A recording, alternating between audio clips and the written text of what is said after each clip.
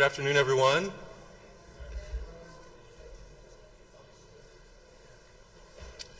On behalf of the Centers of Disease Control and Prevention, the White House Council on Environmental Quality, and our federal partner, the General Services Administration, welcome to Greening the Government, a dialogue with the Federal Environmental Executive. I'm John Wouchet. I serve within the CDC's Office of Sustainability as the Recycling and Waste Management Sector Manager and a lead for the Conserve Resources team. Before we begin, I'd like to go over a few housekeeping items. All Envision sites, please have everyone fill out the sign-in sheet that was sent by email. If you didn't receive a sign-in sheet, please send an email to gggh@cdc.gov. That's gggh@cdc.gov with a list of the names and user IDs. For those in the room, if you didn't sign in when you came in today, please sign in on one of the clipboards that are being passed around. And now it's my pleasure to moderate this afternoon's listening session led by the Federal Environmental Executive, Ms. Michelle Moore. I want to start today's session by introducing CDC's Chief Sustainability Officer, Liz York. Liz joined CDC in 1999 in the Buildings and Facilities Office as a design architect and construction project manager. And then in November of 2008, she was named CDC's Chief Sustainability Officer. In this role, she works to increase employee and agency involvement in sustainable practices and programs in a broad range of sectors. In addition to her direct staff, Liz coordinates and manages the efforts of more than 400 employees who serve in a volunteer capacity committed to CDC's sustainability initiatives. Please welcome Liz York.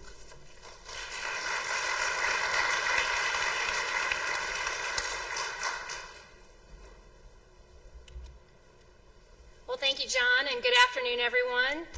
It's a beautiful day to be here in Atlanta at the Roybal campus of the Centers for Disease Control and the Agency for Toxic Substances and Disease Registry. I think I got that right, almost. Thanks. Okay. Close? Almost? Okay. So one of the things I wanted to do first off is just to thank all of our federal partners. We have a long and distinguished list of federal agencies and departments here today with us, and I'm just going to touch on a few. We have, of course, HHS is tuning in. We have EPA. We have GSA. FDA, NIH, I could go on and on with the letters, but we also have a lot of departments. Department of Defense is here, Commerce, Social Security Administration. We've got a lot of people tuning in today, so we want to thank you for being a part of this event. We think it's very important to have dialogue, and if we're going to meet our goals, we're going to have to talk to each other, and we're going to have to share the best practices, share our successes, and we're going to have to share when we mess up too, because if we mess up, we don't want you to do the same thing wrong. So let's get in the habit of getting together and sharing our various experiences with sustainability. So the first thing I wanted to just go over is I wanted to remind you of some of the things that the newest executive order is asking us to do, the executive order around sustainability. It's asking us to reduce our water use by 1/4. It's asking us to reduce our waste by half. And eventually, it's asking us to reduce our grid energy down to 0. Now, those are lofty goals. That's a lot of tough stuff to do. And the only way we're going to get there is if everyone works together. And I mean that from volunteers who just decide this is important to me and I want to do something for CDC. I want to help CDC be greener. I mean that from the very top, from our Chief Operating Officer and our Director, Dr. Tom Frieden. We have to work together and we have to set that vision that sustainability is important. And I mean that from every single employee working anywhere, whether it's in the Buildings and Facilities Office, whether it be managing a contractor who brings us our janitorial service. Everyone at CDC has to be a partner. And of course, every federal government agency here, you have the same situation. You have people throughout your organization that have to help, and you even have people outside your organization that have to help. So we have to get our contractors on board, we have to get our suppliers on board, and have these kinds of dialogues so that we can all move together in the same direction towards these goals. Now at CDC, we've kind of boiled it down to 4 main things. The first one is we want to reduce our greenhouse gas emissions. The second is we want to conserve resources, and we want to do that in the way we purchase, in the way we operate, and in the way we manage our waste. And then the third thing that we at CDC endeavor to do is we want to protect and promote health and wellness, not only with the populations that we serve, through our grantees, through our partners, but also with our own employees. So health and wellness are really important here at CDC to our employees and our contractors. And then finally, the fourth thing is we want to lead, we want to engage the community, and we want to chart a course where we're sharing our successes and failures. I know I've said that before, but it's so important. Sharing, working together, and engaging our communities to be better and more sustainable. So with that, I want to welcome a great partner, and that is Ms. Michelle Moore. She is here from the Council for Environmental Quality, from the Office of the Federal Environmental Executive, and we're just so pleased to have her here today. In her role as the Federal Environmental Executive, she leads the entire federal government on promoting sustainability and environmental stewardship. She housed within the White House Council on Environmental Quality. The Office of the Federal Environmental Executive was created by executive order in 1993. Ms. Moore leads as the office stewards the implementation of the Executive Order on Federal Sustainability, Executive Order 13514, and the Green Gov Initiative, working collaboratively with the Office of Management and Budget, and also with all the agencies through the Steering Committee on Federal Sustainability. Prior to joining CEQ, Ms. Moore was Senior Vice President of Policy and Public Affairs for the U.S. Green Building Council, and she oversaw the LEED certification system. During her tenure there, she created partnerships and worked with programs that help grow the green building certification system. She was part of mainstreaming the movement with more than 6 billion square feet of certified and registered green buildings in over 90 countries. And finally, I'm proud to say that Michelle is a Georgia native. She's from LaGrange, Georgia.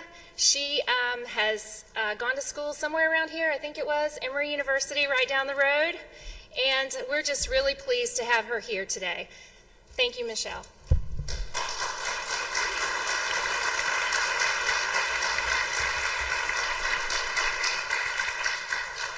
Hi, everybody. Thanks for coming. I'm thrilled to be in Atlanta, thrilled to be home, thrilled to be with CDC. It's a little bit prettier over here than it was when I was in school at Emory, something like 15 years ago. Y'all got a nice campus out there. But it's wonderful to be able to talk with you a little bit about our efforts and the focus of the implementation of the executive order looking forward into next year, and to be able to engage in dialogue about that as well. We had a conversation this morning with some of the folks on the CDC team, and ultimately being able to hear directly from the community of professionals who are leading these efforts across the agency is, what's going to make or break our work. So, I didn't, slight digression, I didn't think about the fact that today was St. Patrick's Day, so it's kind of fun to be at a green event, and everybody has on green, including me. I just work to be corny, so. So, Executive Order on Sustainability, Executive Order 13514, which we lovingly call the Green Gov Initiative. It's a little bit easier to remember and a lot more fun to say. Kicked off about 18 months ago, October 2009, and I think that there is a tremendous amount to celebrate together as the federal community. The executive order set a lot of ambitious goals, but it set some really ambitious milestones too. Setting individual agency greenhouse gas reduction targets, developing the first ever agency sustainability plans, creating a whole set of federal-wide guidance so that we're leveraging each other's expertise and efforts to hit scale, And in addition to having aggressive targets and dates associated with those deliverables, as I shared this morning, quite by happenstance, most of them ended up backing up next to federal holidays. So we are that much more appreciative of the incredible efforts that went into meeting them. But we find ourselves here, on the cusp of publishing a very important set of milestones on our achievement, and that's going to be our very first ever federal greenhouse gas emissions inventory. Tremendously important because, if you're not keeping score, you're not playing the game. And we need to know where we are versus our targets, and where the focus needs to be for continuing reductions. And we're also going to be publishing for the first time OMB scorecards on agency performance. So being transparent about where we're succeeding, being transparent about where we're failing to meet our goals, and ultimately engaging our stakeholder community and helping us to get back on the right track, where folks on the outside, leading companies that are focusing on sustainability can inspire our efforts. But before we go into the dialogue would be two people, conversation among ourselves today. I wanted to tell you a little bit about what the overall focus of our effort is and where we're going to be headed in spirit this year. When the President signed the executive order, and this is very much in the policy statement up top, the focus is leading by example and really practicing what we preach. If you listen to the State of the Union, building a clean energy economy, efficiency, innovation, are very much a part of the economic agenda, to win the future, to create more jobs in the U.S. and to out-compete, out-innovate, out-educate, for the next generation of success. And what we do as a federal government is an important part of that. As a community, we own and manage more than 500,000 buildings. We've got almost 2 million civilian employees, 85% of whom are not inside the Beltway in Washington, D.C. And we purchase more than $500 billion worth of stuff and services every year. So that's a big footprint from an operational perspective, but it's also an extraordinary amount of opportunity. Opportunity not only related to the numbers and meeting our targets, but also opportunity as it relates to how we engage with our neighbors in the communities around the country where we operate. Because we're tremendously visible to the folks down the street, the folks across the way at Emory. As a former student, we were definitely very aware of what was going on at CDC, even if we never leaped over the fence. And I know that GSA installation downtown, federal fleet vehicles that we drive around that have our logos on the side. So regardless of how small the action is that we may be taking as individual members of the federal community, the aggregate impact of what we do is extraordinarily important. And if you think about it from a purchasing perspective, and had the opportunity this morning to engage with some folks on the purchasing team here at CDC who articulated challenges that we've heard from a lot of different agencies, that it's so hard, to get your hands around what's happening with the purchase cards. It's difficult to figure out how to navigate the multiple and sometimes competing mandates that we have. Also speaking as a former small business entrepreneur, what we do with our supply chain can be incredibly important to building innovation here at home. We can be the kind of customer that takes a good little idea and turns it into a great American enterprise that's creating jobs. And as we've been doing meetings like this around the country, we've had the opportunity to hear about some of those wonderful stories. And that's been incredibly inspiring, and I think that it supports how important the work is that the folks in this room are doing. As we look forward into the next year of work for us and how we're thinking, we're open to y'all's influence clearly, but how we're thinking that we need to engage with the federal community and continuing to lead this effort. Our mantra is implementation, implementation, implementation. It's not just about the next iteration of agency sustainability plans. It's not just about the next set of guidance that comes out, and it's certainly not just about the next set of awards. It's about how do we work together to solve some of the problems and some of the challenges that have been thorny, knotty, and difficult to untangle.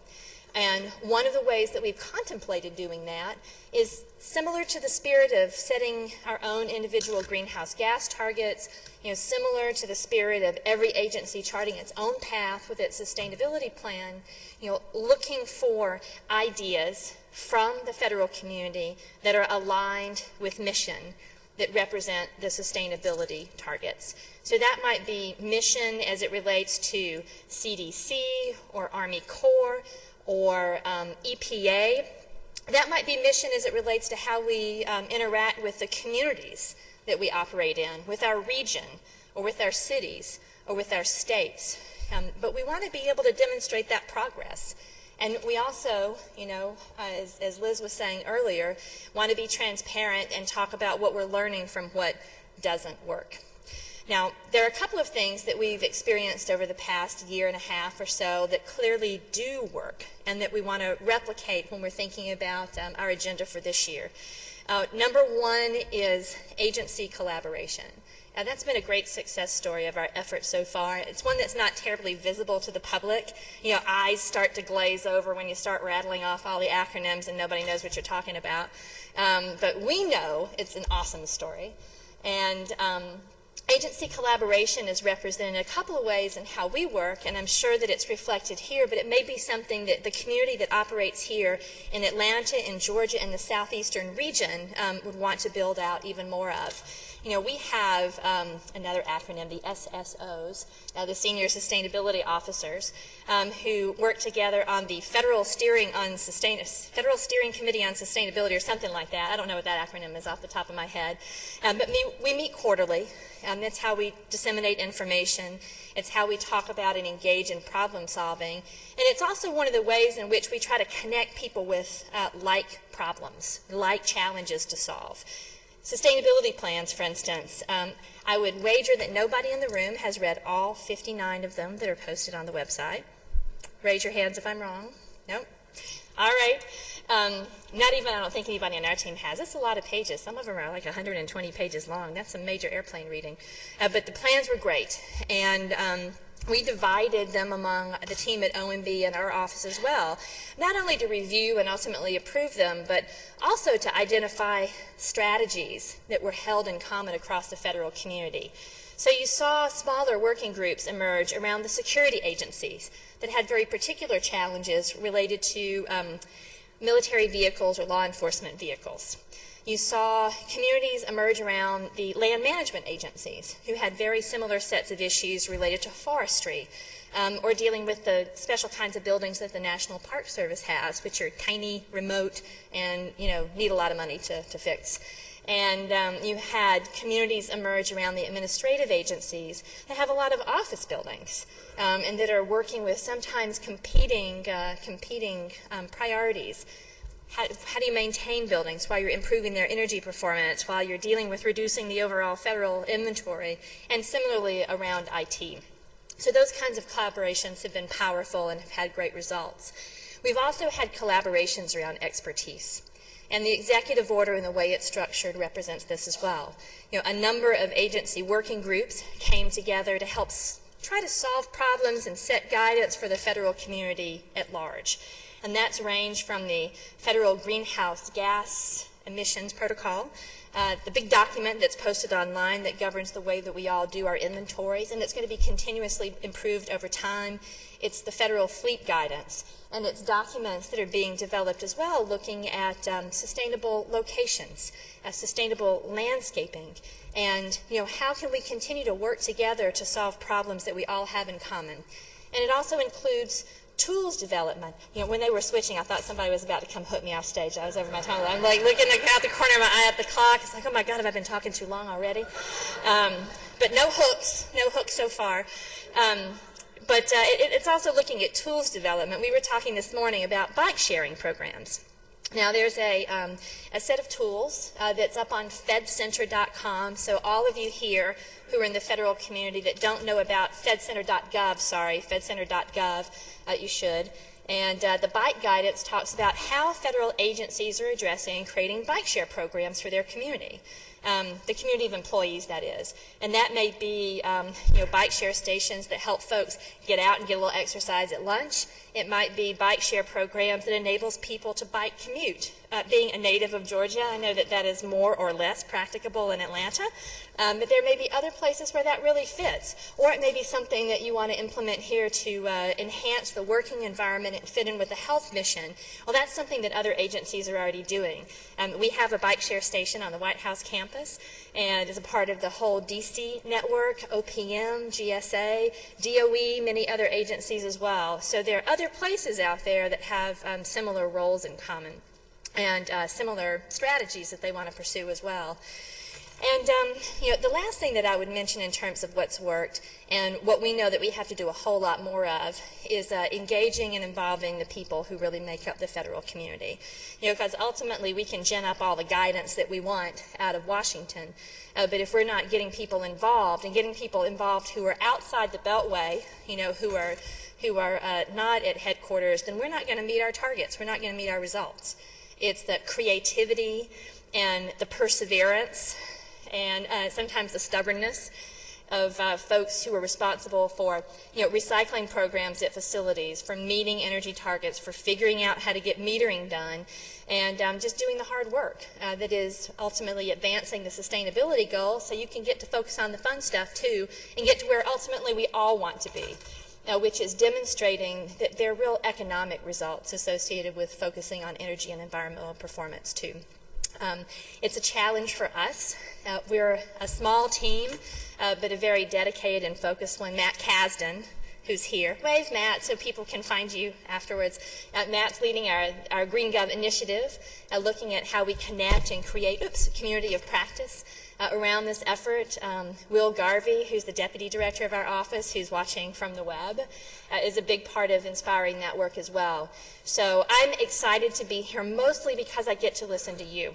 And I get to understand how we can be more effective in creating community across the federal government, helping to solve challenges, if it's something that we can affect from a policy perspective, or if it can be as simple as connecting you with other folks in the federal government who've accomplished good things along similar lines of what it is that you're trying to get done here.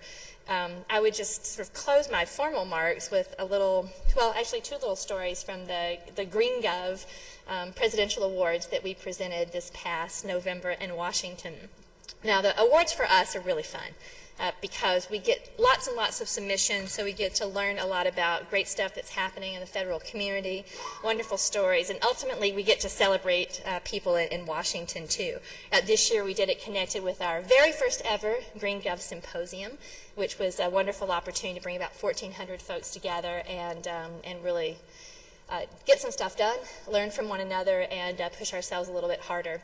But two of the folks who won Green Gov Presidential Awards I think are really indicative of the kind of people-oriented innovation that we could all help to lead, and the power of creating green teams, not only within our agencies, but also green teams that cut across the federal community, where we're operating right next door to one another, but because of the way our appropriations work, because of all the little fences that we have among ourselves, sometimes it's not the easiest thing in the world to figure out how to collaborate. One team that won was from VA out in West Virginia, and they had created a sustainable cafeteria program, working with a local farmer to do composting from the cafeteria food waste, as well as helping to bring in some healthier options from the veterans that they were serving. It was a great little story, and one of the most fun things about it is they brought the farmer with them to the awards program, and it was really cool to hear from him directly about how something that the federal government was doing, through its operations, not just through its programs, were really creating meaning and creating relationship to the community where we operate. Because I know sometimes we tend to be a little bit kind of closed in among ourselves because there's so many rules that say you can't talk to people. So it was great to see that kind of connection. And I think there was another story as well that was a wonderful example of a place-based strategy, that was very responsive to the context in which the federal community was operating. But there was also a great example of the power of one person, of an individual, to make a real difference. And that was the winner of this past year's Sustainability Hero Award, Anna Jones Crabtree, who is a self-described pest with a smile. And because that's sometimes what it takes, right? You just have to keep poking people, poking until they move. And, Anna Jones Crabtree did a lot of stuff, from creating sort of a sustainability board, if you will, in her region across all the federal agencies that were operating there, to creating a mentorship program to engage some of the youngest members of the federal community who were coming in, who sort of got started, with sustainability being something that was important, and then really just kind of as a part of their DNA, to creating a micro grants program, just a little bit of money to help people get started on innovative projects that might have the opportunity to grow. So I think there's tremendous inspiration out there for how we can continue to work together into this year. And, like the listening session that we have this afternoon with our vendor community that GSA is going to be leading, how we can leverage our activities, leverage our scale, and leverage our scale as a community to really help to drive that transformation in our supply chain as well. So with that, I will conclude my remarks, have a seat, and very much look forward to hearing from y'all.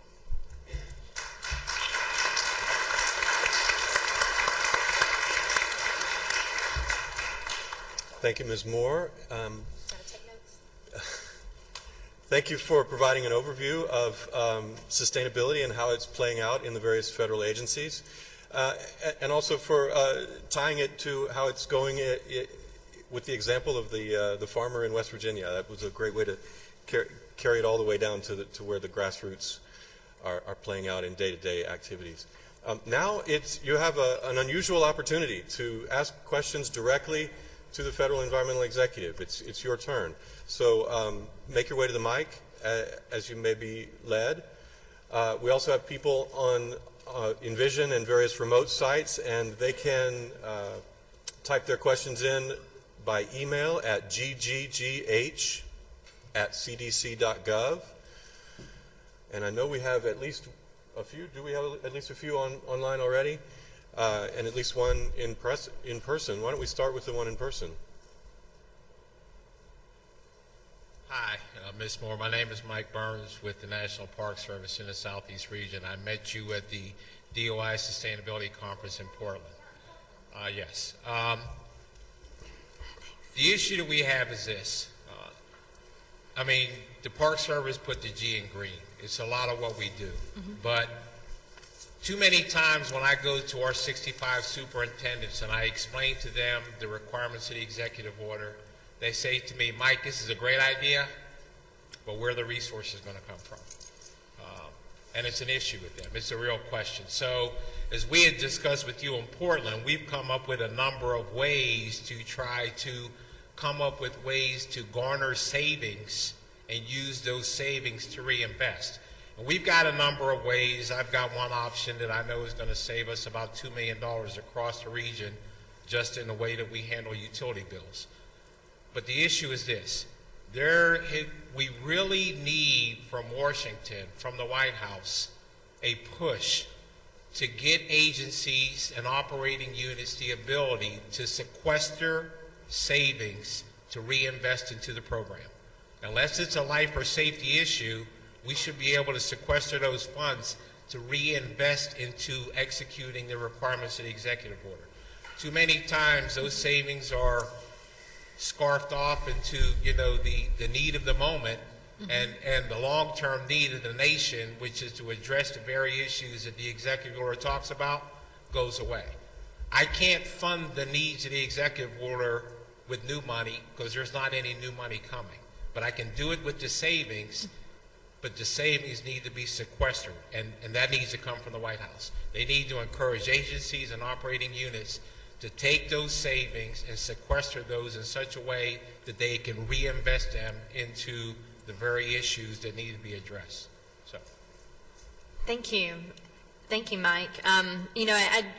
I remember our conversations from out there, and I've heard the same challenge from a whole lot of agencies who are, coming out of the private sector more so, and when I came on board, my assumption, I didn't fully internalize what the impact was of not having a capital budget, and didn't fully internalize the particularities of the way the federal budget gets developed and what the impact was on being able to sequester those savings to reinvest.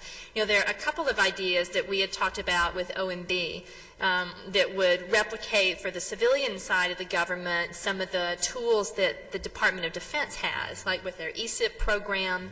DOD and some agencies in some cases have the ability to retain savings to reinvest, similar to the way that recycling savings can be retained and reinvested by agencies. But we haven't been able to find a tool that works across the whole portfolio, apart from the private financing options that we're all aware of with ESPCs. But maybe me, sort of after we wrap this session and go into a break, or I can grab your contact info again, and let's talk specifically about the ideas that you have, and maybe there's a way that we can facilitate getting those particular projects done. As was shared in the intro, the Office of Management and Budget has been very much our partner, every step in the way in crafting the particular approach to the executive order, to working through those 59 sustainability plans together, and we all want to find solutions, and we're all aware of the incredible challenge that it creates, because the what the private sector struggles with, and having O&M funds managed over here and capital funds managed over here, and hey, I'm investing more to save you money, why won't you give me that money back? It is even more magnified in the way that we work. So let's talk after we break and find out what the particular idea is and see if there's anything that we can do to help work that through the system. Well, I promised you a strategy that I would send you, and I have it, and I have your card, and I'll email it to you, but I'll be happy to talk about it. Okay, that would be excellent. Let's track down Mr. Kasdan here after the break, too. Let's loop him in. Thank you. Okay, thank you, Mike. Great. We have another question in the audience. Go ahead.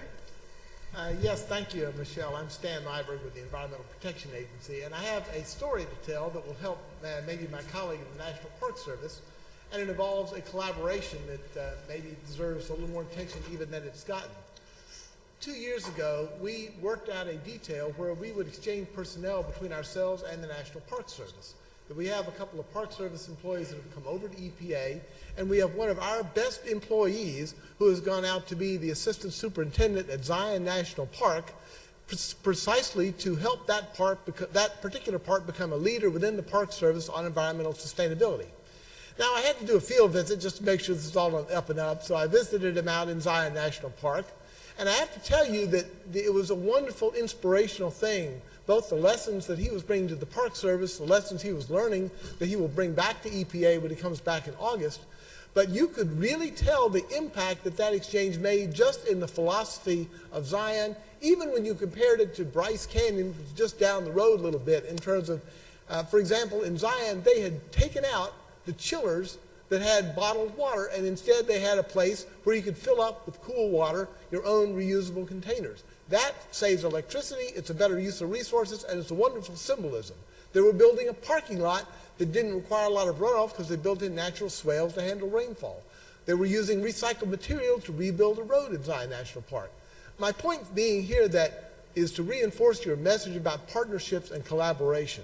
They are absolutely indispensable. They have to occur at all levels, both at the top levels of organization and at levels which people do real work. And the more encouragement we can do with that, with no additional budgets, the better off we're all going to be.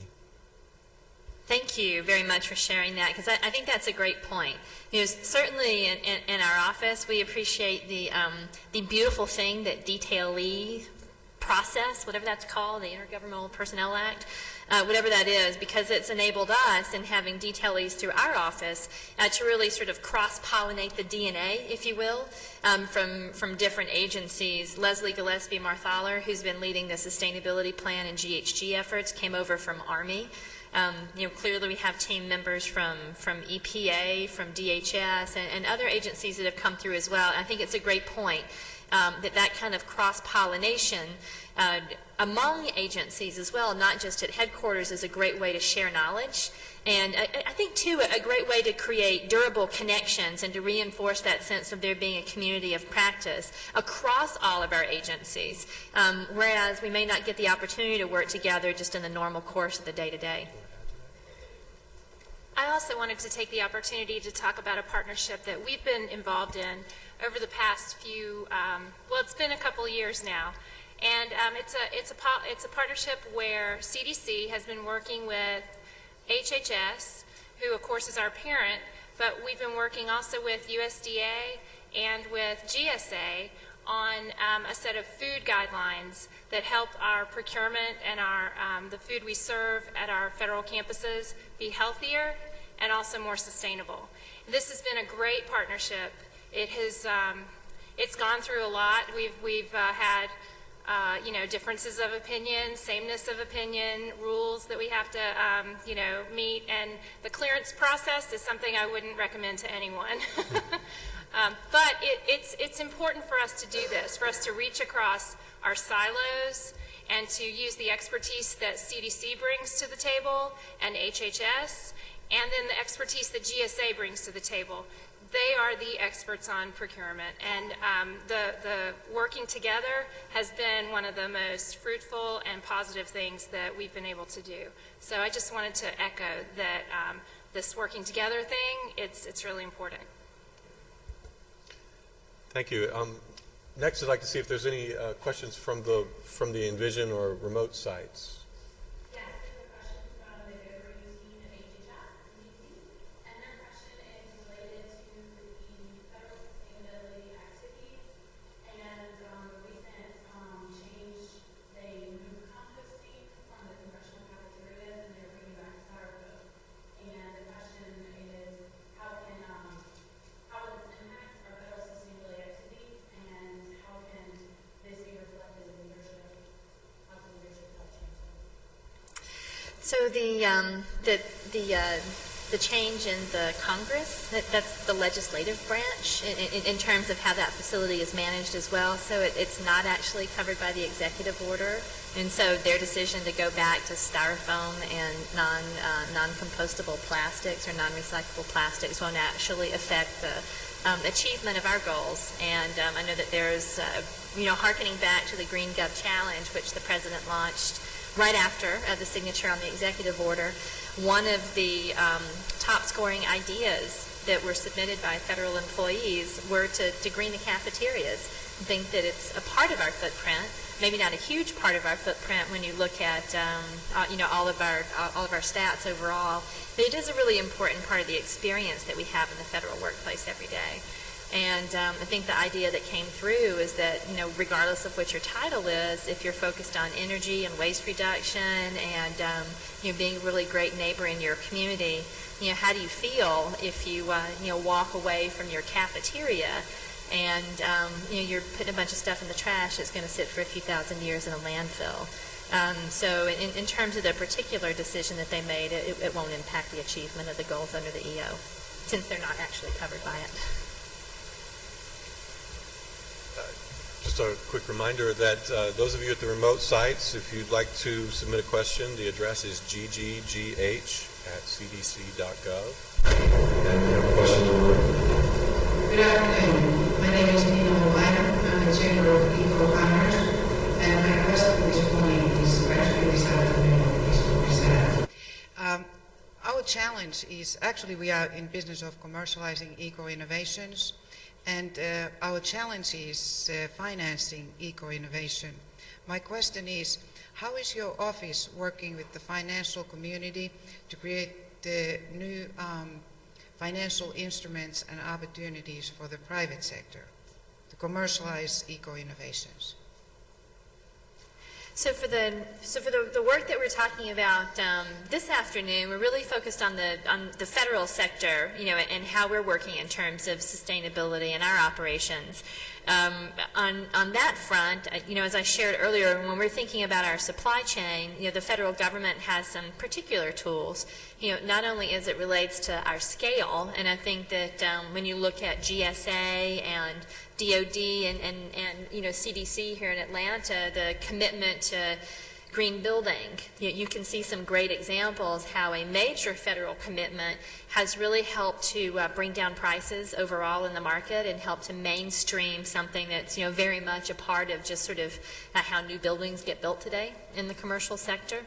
And the federal government also has tools that it can use. And this really depends on the scale of the activity in energy service performance contracts and other share and savings types approaches to financing activities or products that may cost a little bit more today but save that money down the road in terms of the future. And from a broader policy perspective, again, sort of looking at the President's 2012 budget, and announcements that he made just back in this past February, launching a new Better Buildings initiative that called on new tax incentives, better tax incentives, new incentive grant programs, a race to green for cities, and expanded financing tools for propagating energy retrofits in commercial buildings. So there are a lot of programs that are proposed. I think that there are a lot of innovations that are being introduced already around the country from some of the Recovery Act investments. You know, again, based on my portfolio, I'm most familiar with what's happening in building technology and efficiency technology. But it's worthwhile kind of checking in with your local community and seeing how city and state level energy and conservation block grants, Better Building Challenge grants are being deployed to help drive efficiency, drive clean energy deployment, and develop financially innovative financial tools as well. Thank you. Thank you very much. And next, another question from the Envision sites. Yes, we have a question from Virginia, EPA from the Office of Water, and she asked, if we have an idea for government-wide green practices, what is the best way to institutionalize it? Specifically, she mentioned there's a senior leadership support at EPA for reducing or eliminating the purchase of single-serving bottled water with federal funds. It would have a greenhouse gas emissions benefit, waste reduction benefits, as well as others. And it may be a small thing in situations, but would have significant real impacts and sends a strong positive message. So I would encourage anybody who has, an idea like that that might be able to be implemented federal government-wide to share them with our office. We've got a website at ofee.gov. And you can also find our contact information on fedcenter.gov and whitehouse.gov/greengov. We're all over the place. But just email us or give us a call with those. And what's the most helpful thing is not only to understand what the particular idea is, but also if you have some ideas about how it might be implemented. We have different tools that the executive order outlines, from developing guidance, issuing implementing instructions, developing other kinds of tools and workshops, again on that theme of collaboration. The host of workshops and webinars that either we've presented on stuff that we're responsible for, like sustainability plan rollout, or that we've worked with other agencies to present, like on e-waste and green procurement, or the bicycling recommendations have been great successes. So we would love to hear your ideas not only about the particular policy change that we could make, but also your perspective on what the best vehicle for implementing it would be. Sometimes different agencies have such different rules and boundaries for how they do stuff. It's helpful if we get thoughts from folks who've tremendously experienced in this arena about how to navigate them. And HHS would like to redirect on their previous question about the cafeterias. Just asking if you could please speak to how this is maybe a recent setback for the Greening the Government, Greening the Capital initiative, and then what impact this sort of vision of employees will have as far as leadership, showing that leadership is taking an interest in sustainability and greening. In terms of the Greening the Capital initiative and what's happening over at the other end of Pennsylvania Avenue, that's not an effort that we've been directly engaged in, since it is a legislative branch activity. But I think that when we talk about the Green Gov Initiative and the different programs that are underway in the executive branch, the ideas that have been surfaced from the federal community have been tremendously inspirational. And I've had a lot of folks ask in the past, so what happened with all those Green Gov ideas? What did you do with them, apart from putting a report up on the website about what the top 10 in each category was? And this is actually, I don't know if the video is still up online. We webcast on whitehouse.gov the meeting actually to which we presented all of those ideas comprehensively to the steering committee and to all the senior sustainability officers, parsing them out by agency and by type so folks could cross-reference them, because there were more than 5,000 that came in. And if you look at NASA's sustainability plan, for instance, NASA's sustainability plan actually directed, I think, that the top 10 ideas be implemented at all NASA facilities around the country.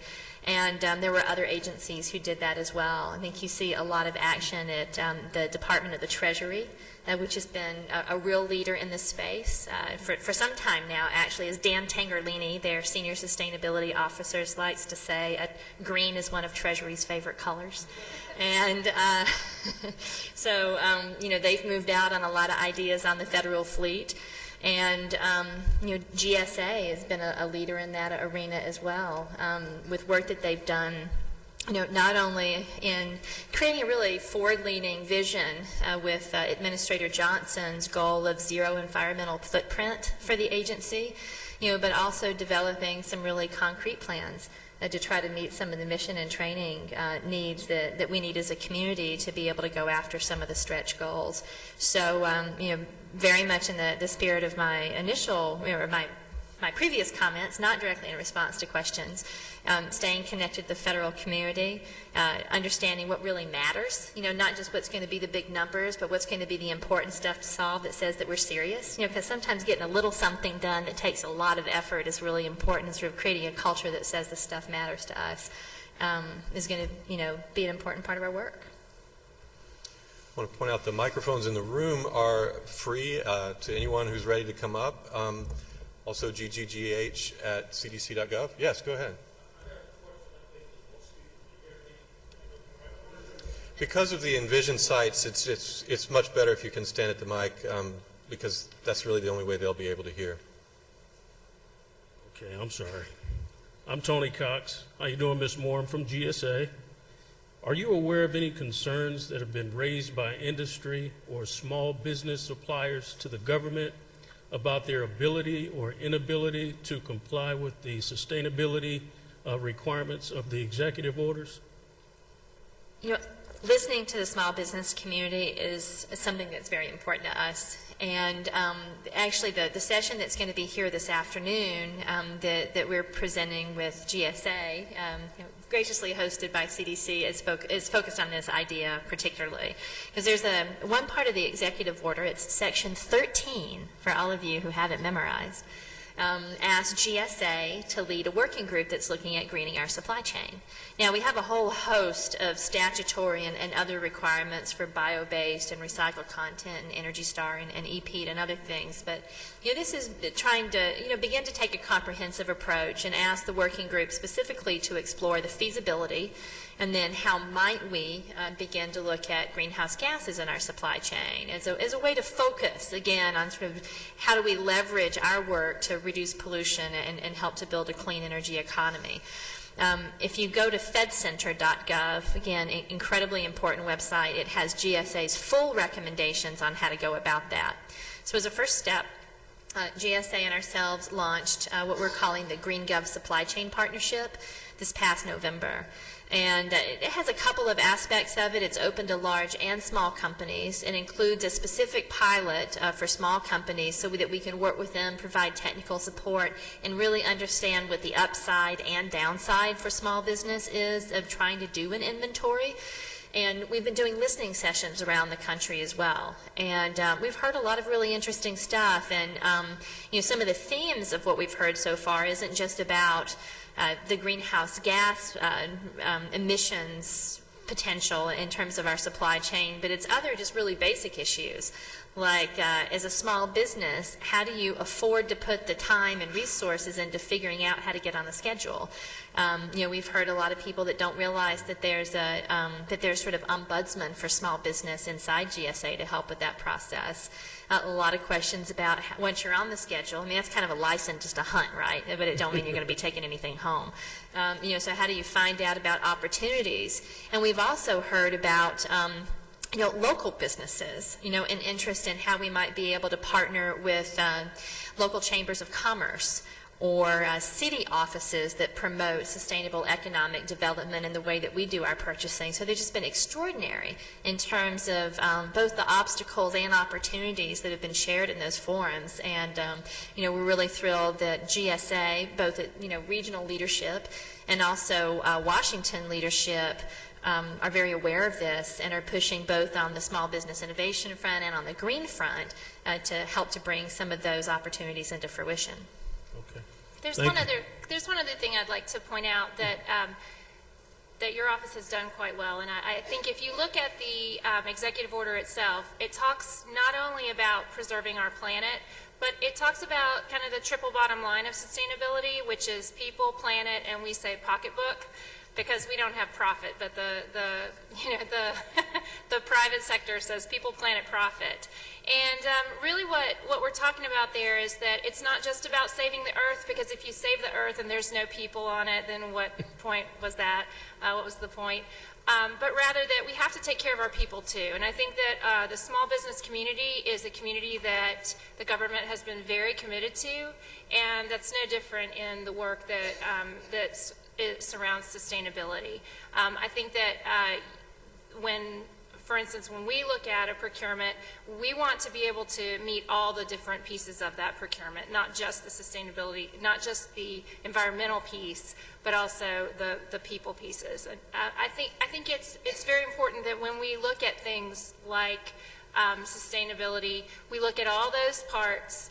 And when we're looking at an ROI, or return on investment, we're not only looking at the return on investment, which is, the hard dollars and cents, but also what is the cost to the community, or what is the benefit to the community with the purchases that I'm making.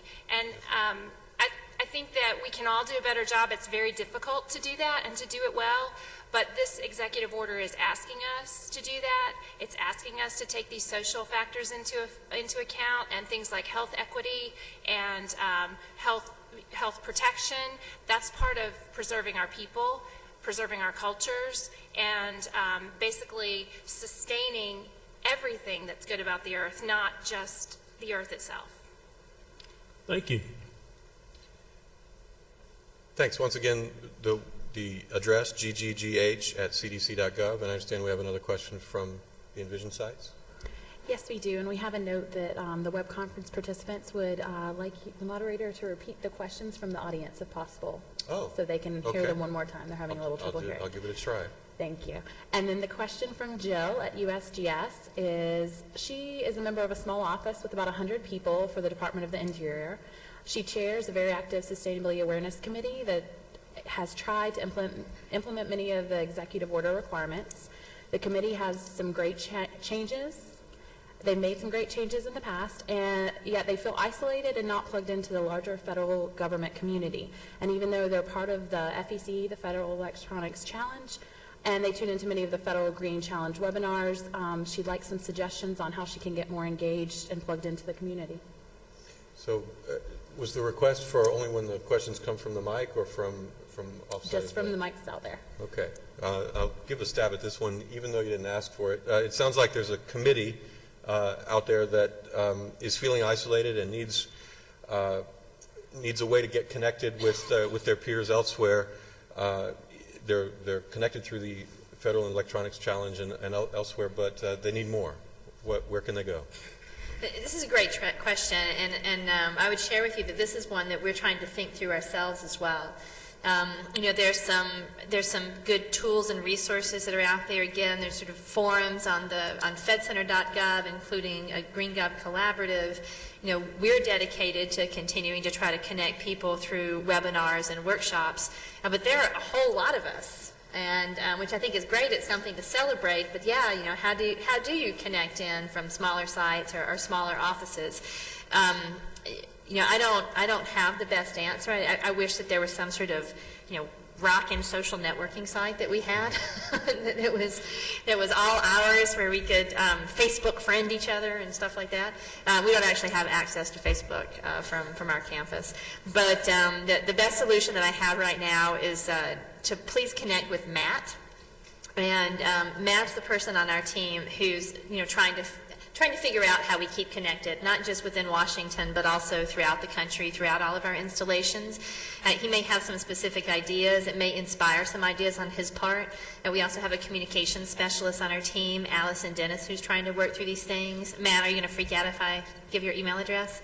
Please email Matt Kasdan at mkasdan, Kasdan, at ceq.eop.gov. That's mcasden@ceq.eop.gov.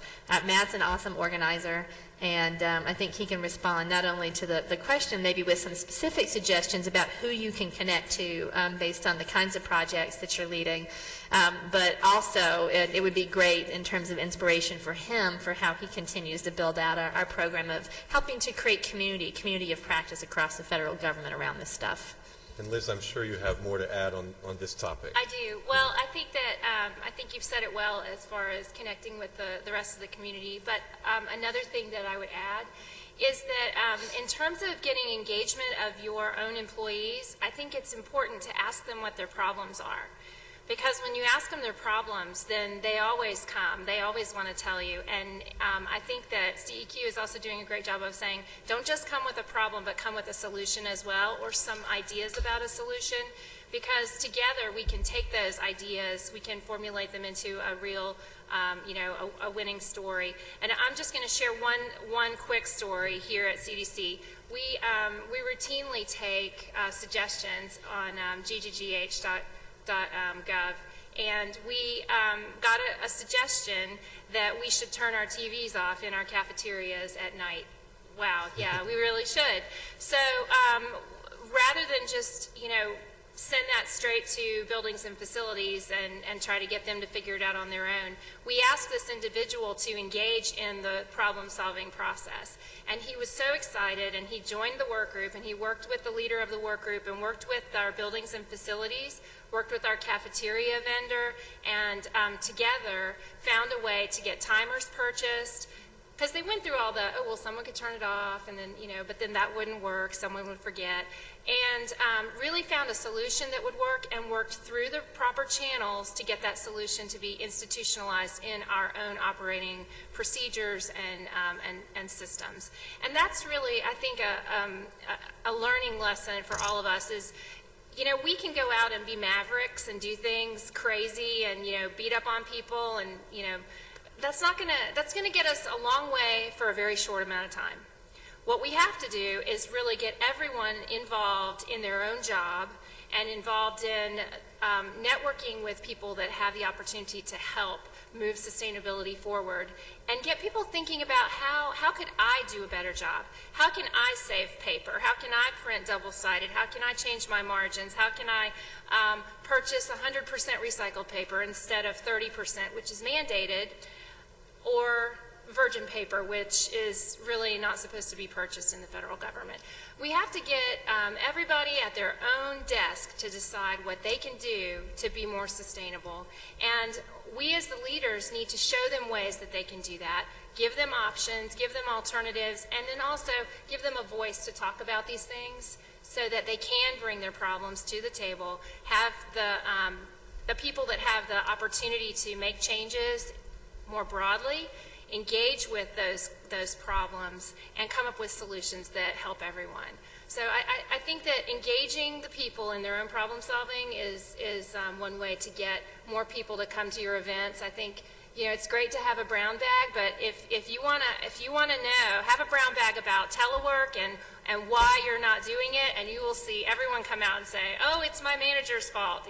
Everybody likes to say that, right? It's my manager's fault. But really getting the managers there too and talking about how telework can't just happen if we're not doing our performance management correctly, tying all the tangled knots and questions and problems together and saying, okay, we can't solve it all today, but at least we now have a greater awareness, and we know that everyone is on board to come up with solutions. So I just think engagement helps when you really talk about problems.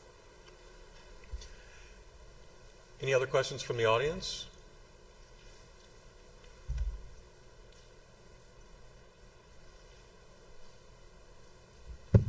Hi, my name, excuse me, I'm getting over laryngitis. My name is Julie Fishman. I work here at CDC.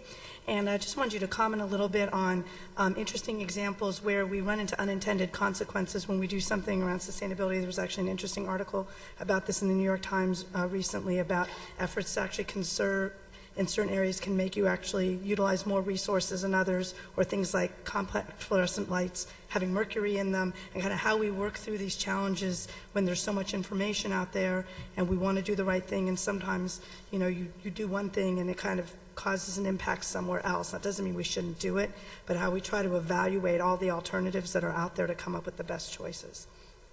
It's a great question. I mean, because when you think about sort of the big picture concept of sustainability, you know, it's about understanding a system of systems and how to optimize everything all at once, right? Which is a pretty tall challenge. And, you know, there are unintended consequences sometimes. I think that we have a really nice example of a microcosm of that in all of the federal procurement rules around green products. You know, there are a host of them. They are statutory. They date back to the 1970s.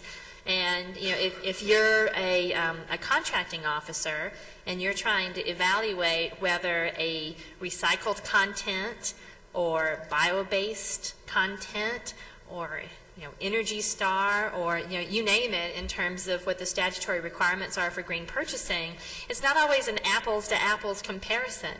And, you know, I know that a lot of folks on the advocacy side point to life cycle assessment, you know, LCAs, as a way to understand a more holistic impact of products, but those aren't widely available yet, and that's not what our mandate is, you know, from a legislative perspective on green products. So, you know, it can be really challenging to understand, okay, well, what's really going to be the best solution, both for what this product is going to be used for, you know, and all things being equal, what's going to have the best environmental or energy outcomes associated with it. You know, I think in those cases that, you know, we have to make the best decision that we can, stay attuned to the science, and, you know, learn from our mistakes. Because particularly when you're, again, sort of going back to that optimizing a system of systems all at one time, you know, you can lapse into analysis paralysis. But just as Liz said a little bit earlier, I think that sometimes our, you know, our stumbles, our mistakes can be just as formative as our successes in terms of determining, you know, where we need to move in the future. And I think that, again, sort of thinking back to the extraordinary community that we have inside the federal government, scientists and thinkers at CDC, scientists and thinkers at EPA, and the wonderful community that we have surrounding us too. You know, clearly I'm a big fan of Atlanta, but we have some great corporate citizens here who are also trying to solve some big challenges. I know the Home Depot has done a lot with their supply chain. The Coca-Cola company has big global commitments in terms of water conservation. Clearly, you know, water and stormwater, big issues in Atlanta and in the southeastern region at large. So I think that we have resources not just inside but outside to help to optimize the outcomes and learn from our results. Well, this morning we had an executive session, and over lunch kind of distilled some of those concepts into a number of additional questions. And because I have the mic, I'm going to pick the one of them that I think is the most interesting to me, because I do waste and recycling. The way we manage waste and recycling issues on federal property is somewhat different than how we manage waste and recycling issues when we're leasing the property. And there are challenges with how we conduct recycling operations in leased space, and also how we gather the data about how well we're doing when we're in a leased space, either through GSA or otherwise. What are other agencies doing to overcome this challenge? I would say that this is, how many of y'all from GSA who are here? Oh, a lot of GSA people in the room. Y'all always get put on the spot with this stuff. But I think that this is a really important place in which that GSA needs to get engaged. And there's commitment from the administrator, commitment from regional leadership. And I know that out of GSA's Public Building Service and the Office of Federal High Performance Sustainable Buildings, which is a real mouthful. Even the acronym would be like a sentence for that one. We've been looking at green leasing options, and ultimately in terms of how we deal with our lease property, what the O&M services are that are associated with that. You know, these are areas in which the federal government, because of its scale, because of GSA's scale as a lessor, has extraordinary impact. And as Steve leads Haynes, who is also an Atlanta native, who's GSA Senior Sustainability Officer, and many others have observed, when GSA and the federal government makes decisions about property management, the industry really takes notice. And I think that this is looking at those kinds of innovative leasing options is something that you see in the market writ large as well. We've held a couple of listening sessions, attended one I think it may have been yesterday. It was yesterday. No, it was the day before yesterday, talking about the President's Better Buildings Initiative. And we heard from a number of large private sector owners who were talking about competitive market drivers for some of the decisions they were making about sustainable operations and management in their building. And one of the themes that we heard was a connection to not only value but also recruitment. People care about this stuff. Especially younger people who are coming into the workforce, care about the environmental commitment of their employers and how that's reflected in the workplace. So I think this would be a really good thing to engage GSA about, not only within the region, but also to continue to push GSA at their headquarters about where they're headed in terms of policy and practice, since they now have a whole office that's devoted to helping to set government-wide policy on how we address the built environment as it relates to the federal government's occupancy and ownership. Well, when I saw the hands go up, I knew there were some GSA, but I had no idea it was that many. Is there anyone from GSA who would like to address the question? Okay. Go ahead. Sure, go ahead. Tim Weisner, I'm the branch chief for the Energy and Sustainability branch with PBS GSA. And I've been with PBS since 1991, and I will say one model that really worked is when we had a Department of Energy regional office in Atlanta, and that went away several years ago. Yeah. But we have a good relationship with EPA, but they really facilitated a great dialogue and collaboration with all the agencies, and one thing they can do is they can reach into all those labs and pull the resources and what works, what we need for our region, and we miss that, we really do. And so I don't know that we'd ever have I got concurrence here with EPA. I don't think we'll ever have a Atlanta regional office again, but I don't even know really who a point of contact for the Southeast is for DOE at this point anymore. So I mean, we do use the resources, but it's just they were a great facilitator. They were really in our face, and that was great. Back to the importance of the pest with a smile, right? Yeah, that's it. Well, I think that's a great point, and that's an interesting point for me to take back too. I think it probably goes to your idea about creative use of the DTLE program, but within DOE, the Federal Energy Management Program is dedicated to federal energy management and how we're working with our facilities. And there's a relatively new program manager there. His name is Tim Unruh, and he actually comes out of the utility and ESPC sector. He's a really great thinker. He's tremendously credentialed. He's creative and aggressive and innovative, and I know that he and his team have been hard at work solving some of the challenges, particularly associated with federal use of ESPCs in the recent couple of years. So, we'll take that message back to them, but I think that, there may well be someone within the Federal Energy Management Program at DOE who would be a good contact. We'll try to find a right person anyway, a right place to start to get DOE's thinking engaged as well. Well, and just to kind of go back to something I think, John, something's very near and dear to your heart. John's just trying to get recycling numbers. He's just trying to find out how much recycling is going on in our lease spaces. And sometimes it's getting it written into the contract so that we can definitely get that data on a monthly basis. Sometimes it's people being very protective of their data, even though it's free to them from their recycling subcontractor. I think that what we're looking for, I guess, is a wholesale solution so that we don't have to negotiate it with this set of property owners and then this other set of property owners and then a third and fourth, and we're at 18 different locations around the United States and have many contractors or property owners we work with. So I think what we're all looking for is for the whole of us to make it easier than each individual. Great. Yes. Hi, I missed part of that because I had to step out for a second. I apologize, but I did want to comment on that. I heard the part about you're wanting to get recycling numbers in lease space, and GSA has been working to come up with new language for the lessors so that it's going to make things a lot easier for everybody to get the information that they need. We have new green language that's going into the new contracts. That's wonderful. Thank you. So hopefully that'll help. Great. Perfect. Yes. Yes, ma'am. Good afternoon. My name is Ella Clark. I'm the manager of supplier management from the Tennessee Valley Authority. I think maybe I'm the only one here from TVA. For those of you that are not familiar, we are a federal agency, and we also are the nation's largest power producer. I just really want to share a success story.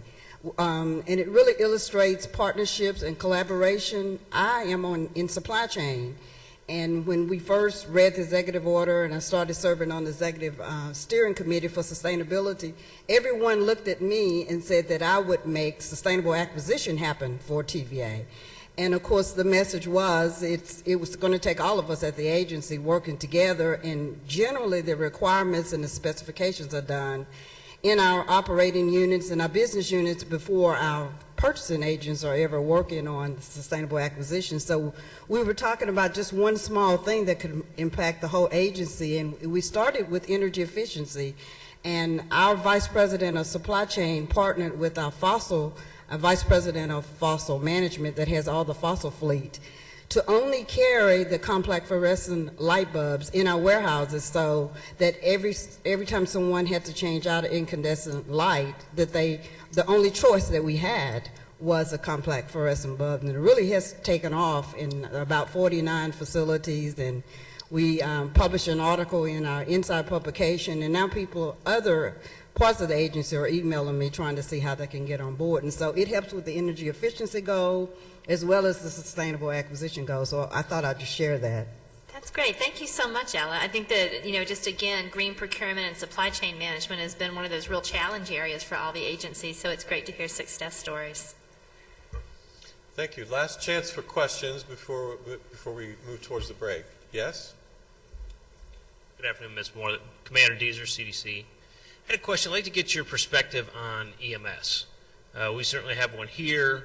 I'm a fan of the Plan, Do, Check Act, but I find the formal 14,001 process of aspect and impact analysis, which we conducted here, but we found that that was actually very much in line with the federal goals that were established by the executive order.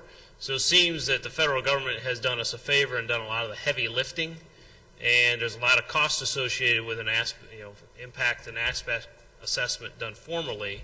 And I, for one, would be on board with a recommendation to federal entities to not worry about the 14,001 aspect and impact, take the money and the time that you would spend doing that and get after the federal goals. Would like to get your perspective.